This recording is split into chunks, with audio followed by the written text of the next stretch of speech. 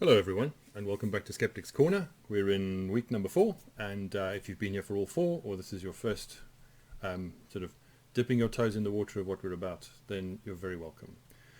My name's Rory. I'm the minister of the Methodist Church in Haxby and Wigginton and Central Methodist Church in York.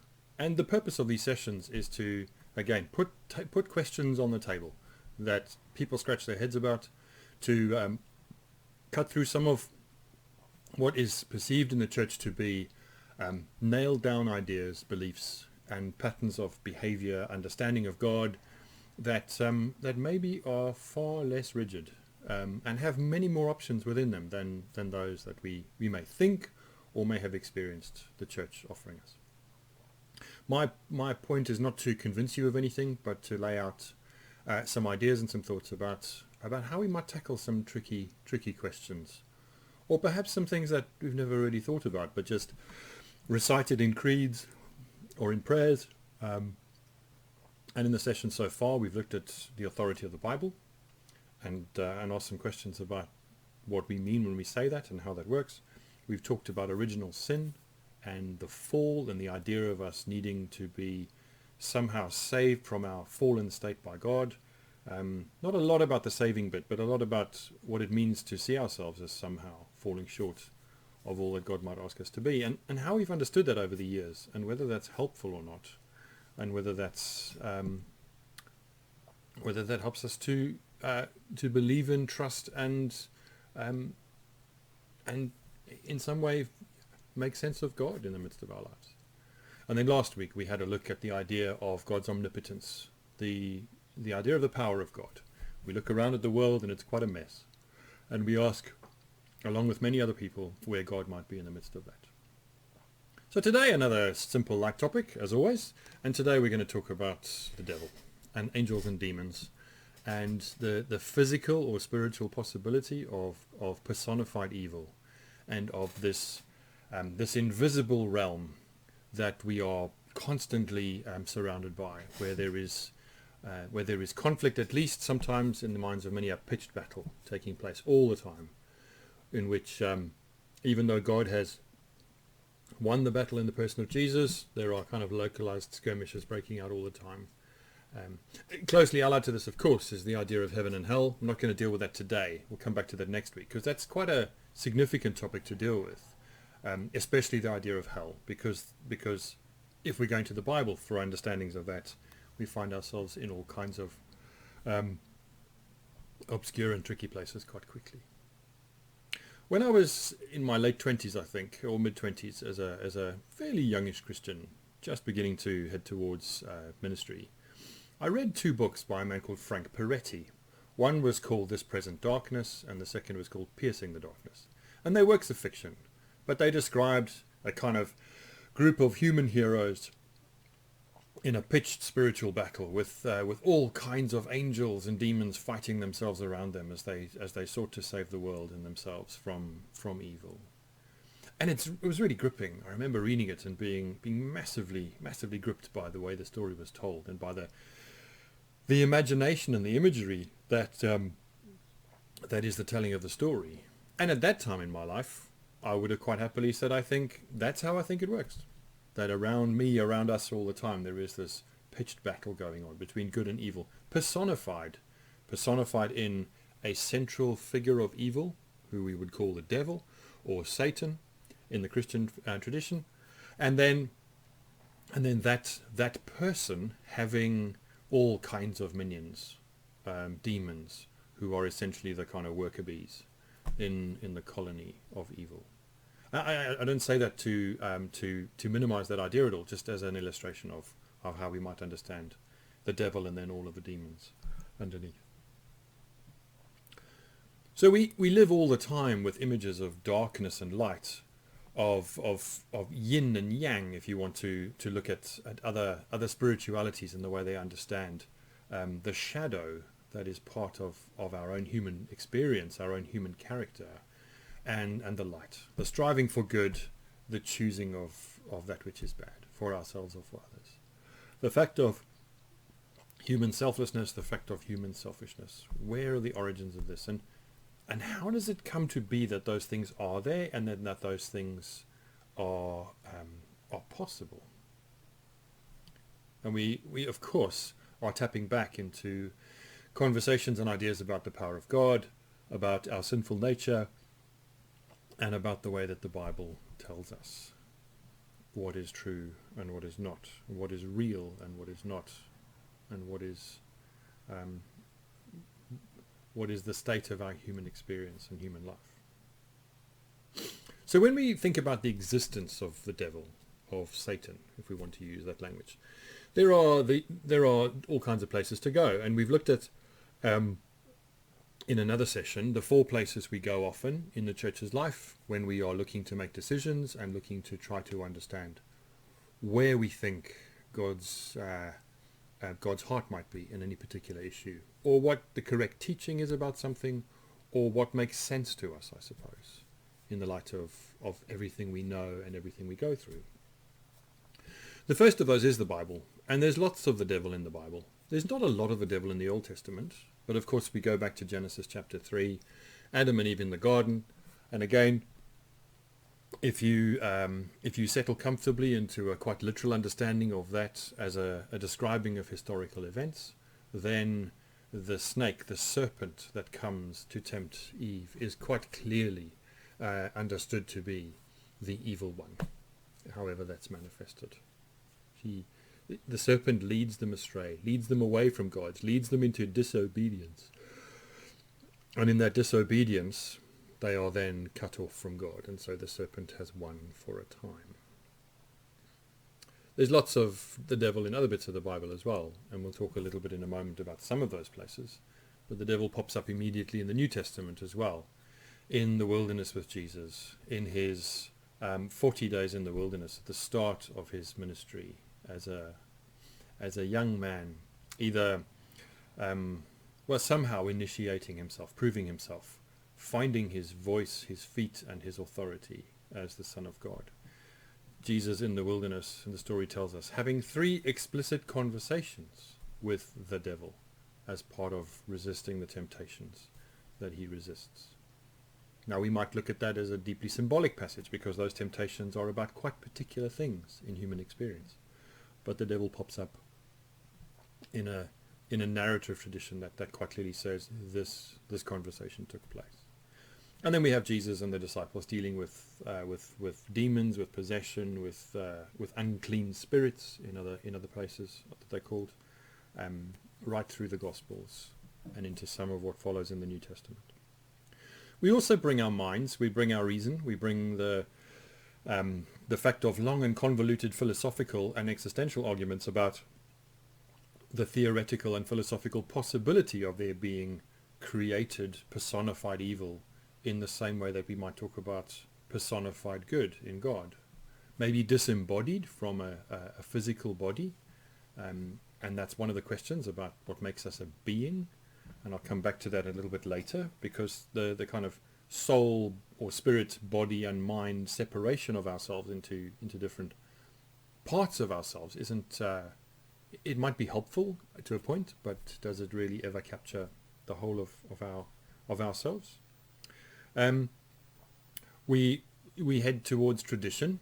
We could simply say the church has for hundreds of years not denied or struggled with very much, and actually visibly and loudly articulated belief in personified evil, in the devil or in Satan. And that's, who are we to go against hundreds and hundreds of years of church tradition? Even though it is true that it took until the mid-14th century really for the devil to really gain a foothold through parts of the Middle Ages into that period. And then, of course, the stories we have of the emergence of witchcraft and of an aversion to those kinds of spiritualities expressed that were clearly evil in that time. But before that, there's not a lot actually in terms of the church focusing on the idea of personified evil or wrestling with that in many ways. Again, this is a very short conversation. I'll be about half an hour, and and in the midst of that half an hour, there's going to be large chunks of things that I will leave out or just gloss over. So if you find that frustrating in any way, then by all means, simply go and do some homework yourself. But what we really are doing is asking what the church believes and what we believe to be true about personified evil, what that might look like, what that might mean for us. And then, of course, we go to human experience as a place to root ourselves in trying to make sense of things. And we live with the ongoing reported fact of demonic possession, of, not in my tradition, but in the Church of England, in each diocese having a diocesan exorcist, who isn't someone who walks around with a big stick and a witchcraft, sort of a cloak, and casts out demons from witches and other people. It's not quite as dramatic as all of that, but it is still mainstream belief in the church and mainstream practice to believe in, to describe, to engage with what many believe to be the existence of spiritual beings directly influencing and controlling people in the midst of their otherwise everyday lives, or very troubled lives.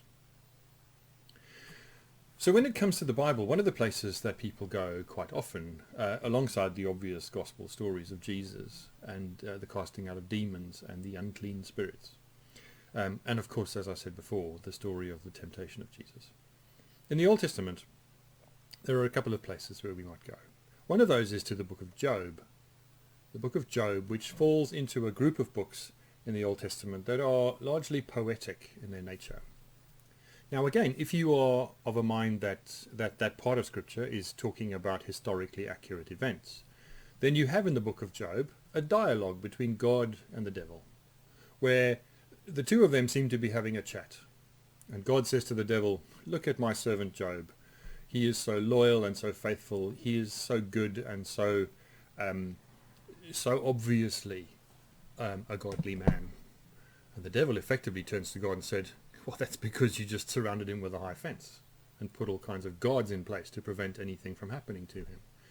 If you really want to have your argument gain some integrity, then why don't you take the fences down and let me at him for a while, and let's see what happens." And so God gives in to that.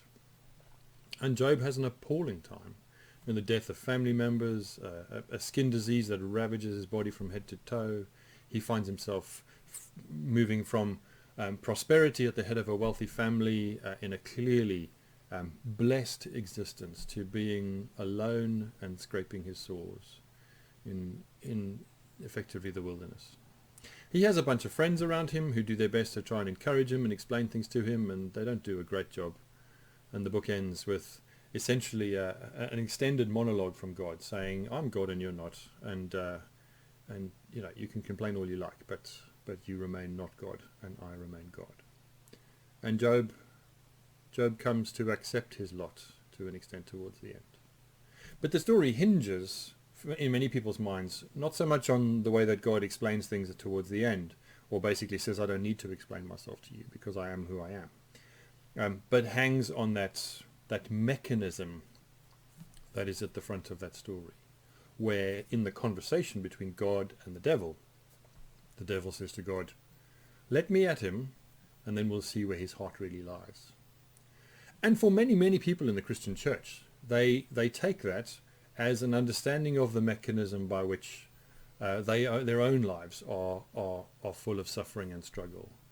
That it might not be God who is directly testing them, but God essentially has opened the door, has unlocked the kind of barriers around us, so that life can happen to us and our faith can gain our integrity for us in the eyes of God, or we could fall away because we are weak, helpless, swayed by evil in some way. In a sense, for many people, their understanding is that from birth to death, our life is a kind of extended, ongoing testing of our faithfulness towards God and our ability to choose right from wrong, and that God may not be directly testing us himself, herself, God's self, but that we are somehow surrounded by personified evil, by evil beings in the spiritual realm who influence us and who tempt us and who change the circumstances in front of us so that we trip, stumble, fall, and turn from God.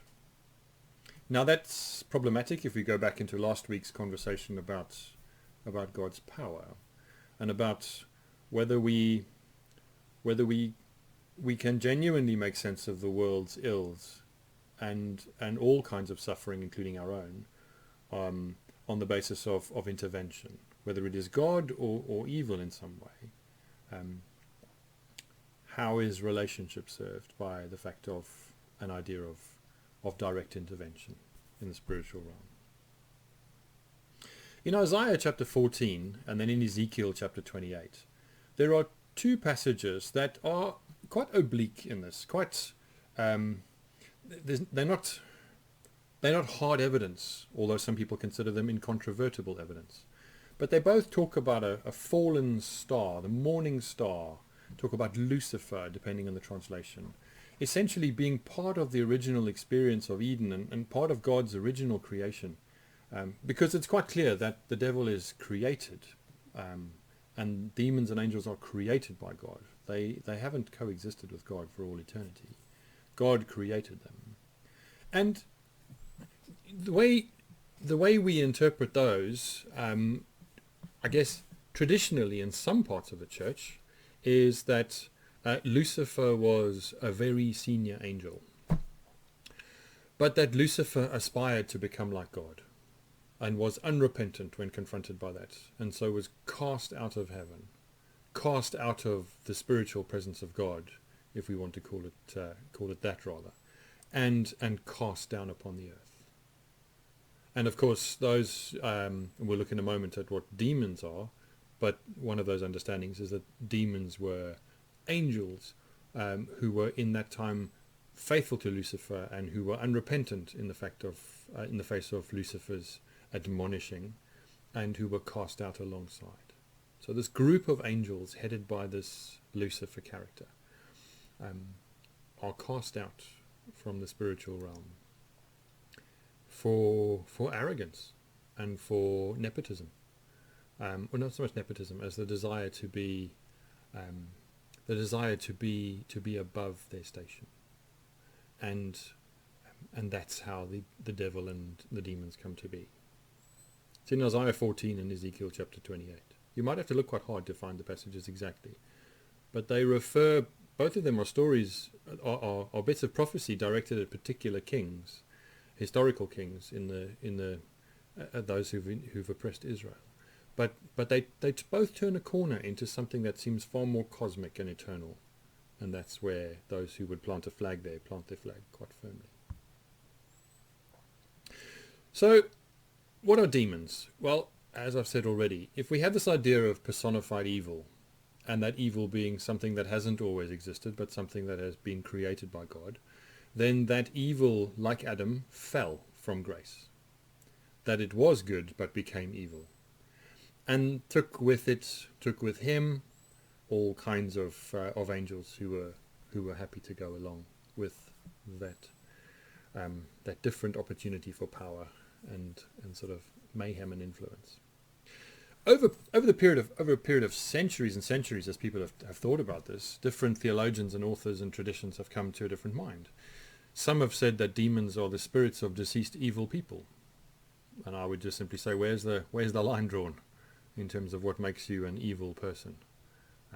But some have said that in the same way we talk about angels being the souls of the departed, again with not much biblical or other evidence for that, but in our kind of traditional view, we talk about someone becoming an angel when they die. The spirits of deceased evil people obviously don't become angels, do they? They become the opposite of angels, or they become the wrong kind of angel. Some people would say that demons are the offspring of angels and women. In Genesis chapter 6, there's a quite obscure and quite mythological passage in the way that it's read that has things in common with major mythologies in other traditions, in the Greek histories and elsewhere, of essentially angels and women producing children that are neither angel nor human. In Genesis chapter 6, they talk about the Nephilim. I remember a sort of punk band when I was a teenager called Fields of the Nephilim, I think. I don't even knew what it meant, but now we have a name for this, the Nephilim.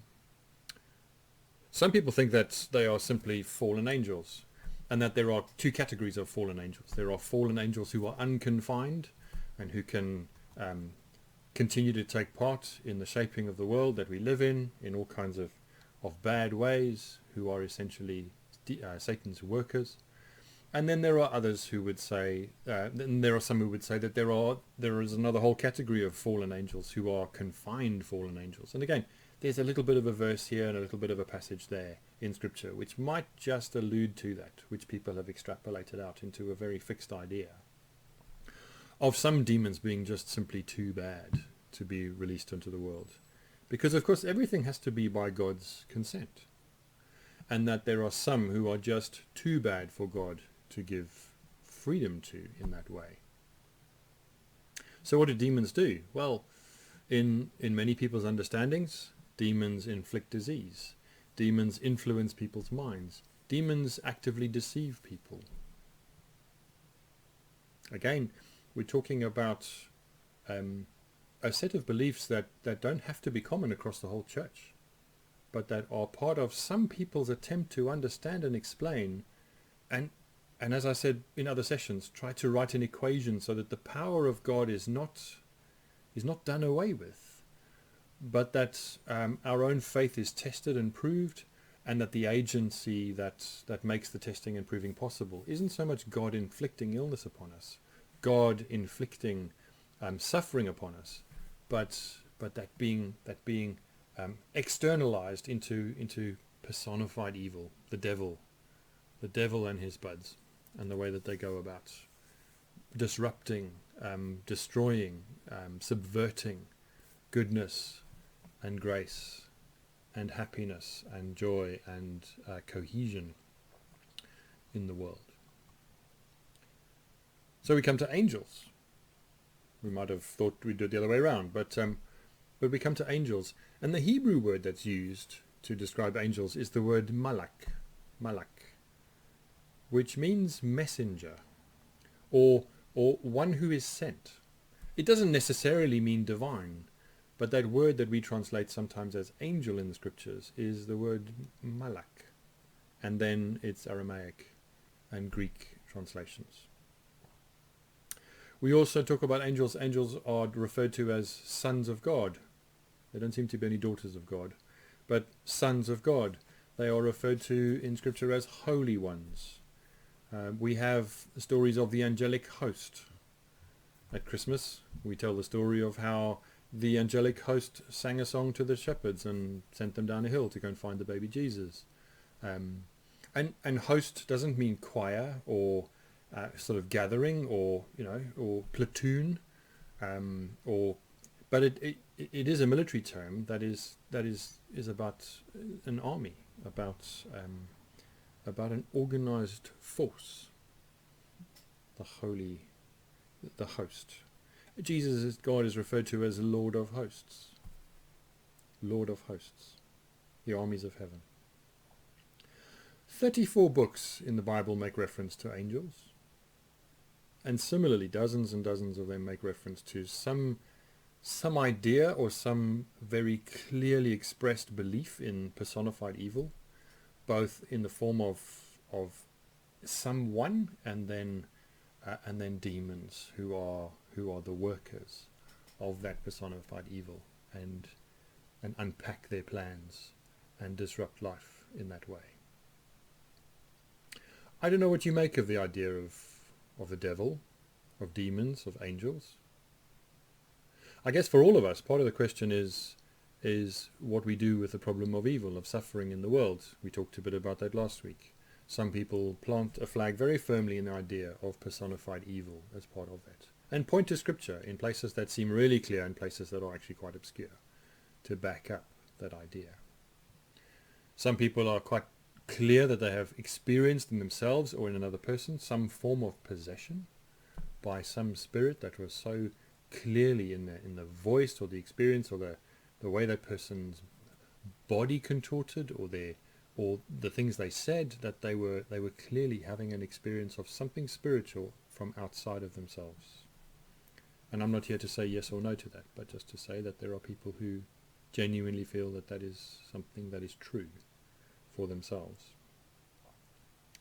But we come back, as I come to a close, to the separation of ourselves into soul or spirit, and then body and then mind, and ask whether that's a helpful thing.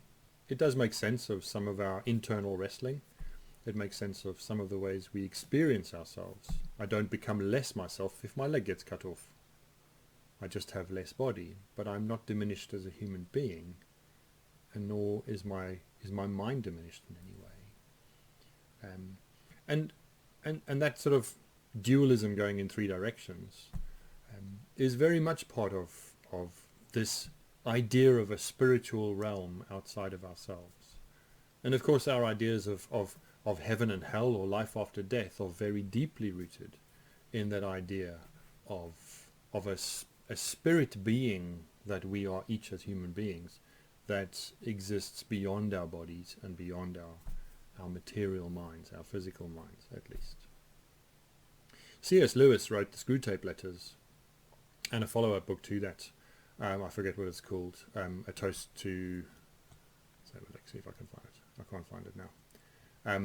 But a follow-up to that book as well. And the Screwtape Letters, again, some people have seen them as some kind of theological statement, whereas he I think wrote the Screwtape Letters as it's a conversation between a sort of fairly senior demon and his incompetent nephew, in their attempts to subvert the kind of well-intentioned spiritual earnestness of a particular human in the midst of his life.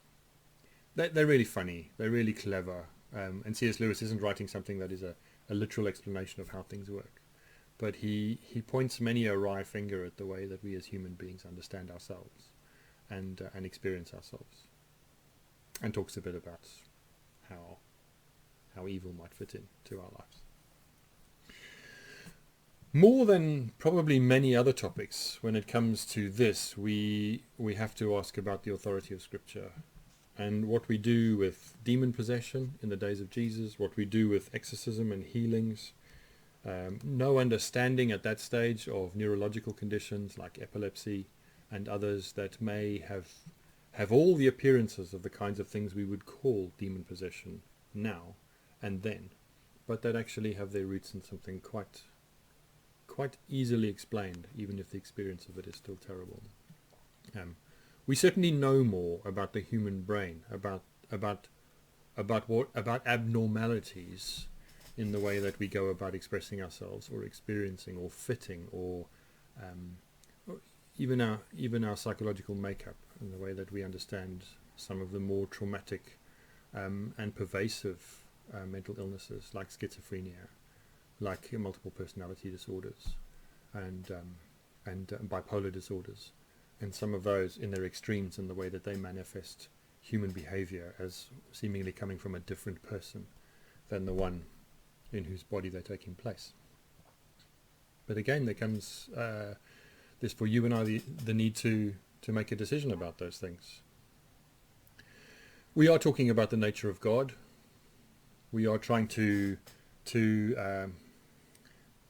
as I think happens in the book of Job, trying to tell a story that holds on to the power of God while at the same time making sense of personified evil in some way, or the experience of suffering and destitution, and when the world turns unfair, why has that happened? But for some, the story of Job is a literal historical account of the kind of conversation God has again and again with the devil about each of our lives, and where God's integrity requires that God steps back and allows evil to have its way with us for our faithfulness to be true. This is really a matter of faith. This is a matter of faith.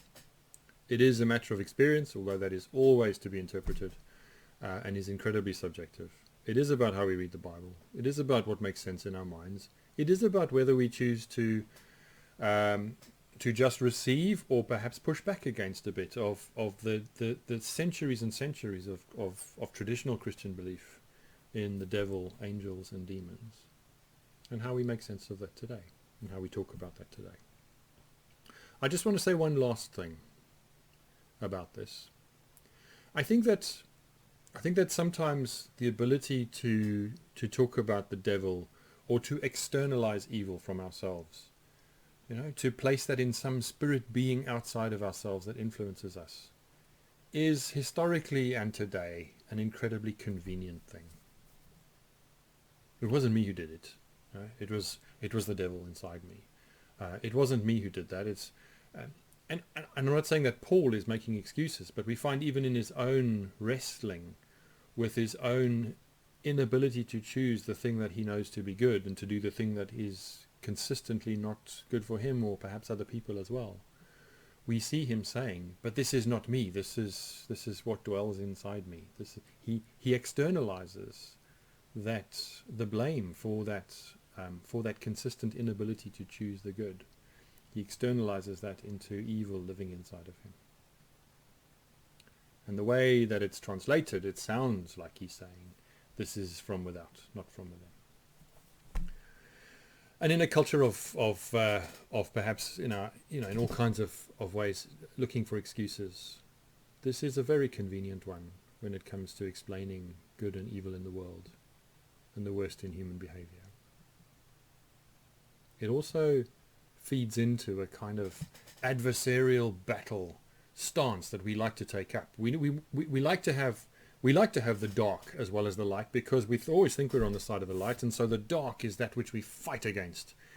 And having that enemy gives us a place to root our lightness, our goodness, you see, because we're not like that and we're somehow in a pitched battle against it.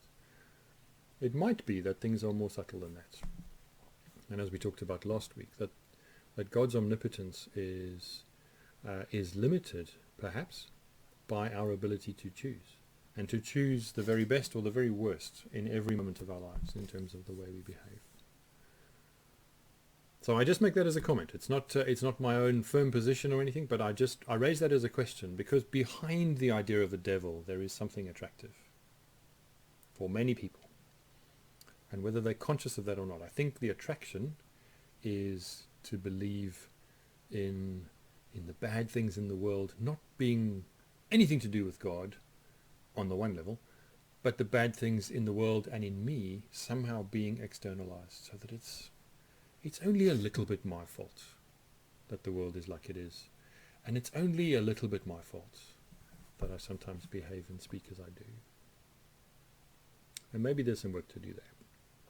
But there you are. Alongside Frank Peretti's ideas about this great battle going on around us, we have programs in the 90s like Touched by an Angel, which had millions and millions of viewers. This beautiful Irish woman who was an angel, kind of wafting into people's lives for a while and helping them to find truth and goodness in themselves and each other and reconcile and heal things and fix things. And angels feature large in the public consciousness. The devil features large in the public consciousness too, in a number of ways. And as part of this, there's also a list of articles, both on the video and then on the Facebook pages where it's posted. A list of articles for you to go to. I don't agree with all those articles. I had to read through them. I think none of them are completely off the wall, but they are really, they exemplify the starting places that some people choose to stand in quite firmly, or with some questions, when it comes to understanding the devil, demons, angels. And I'll leave those with you if you'd like to go about reading them. And again, I just want to say Wikipedia. Wikipedia is quite a helpful place to go for a historical perspective on the idea of the devil or Satan, and how that image has been shaped, and how different traditions over different times and different faiths even come at the idea of personified evil. I say I'll be about half an hour, and I've again been about 35 minutes, so I'll be quiet now and leave you to do your thinking on your own. The invitation is there to join us this Thursday evening if you'd like to have some further conversation about the idea of personified evil in the devil, and demons and angels, and how we make sense of those. So thanks for tuning in, thanks for listening. If you have any questions, you're welcome to contact me directly as well. I'm happy to have those conversations too. But let's keep thinking, let's keep asking, let's keep questioning, let's keep even doubting, and let's honor the discomfort that some of the overly simple answers that are offered to us inside and outside the church as to why the world is as it is, the world is as it is, who God is, why we are like we are, and what the solutions to those problems and conundrums are. Let's keep asking. Cheers.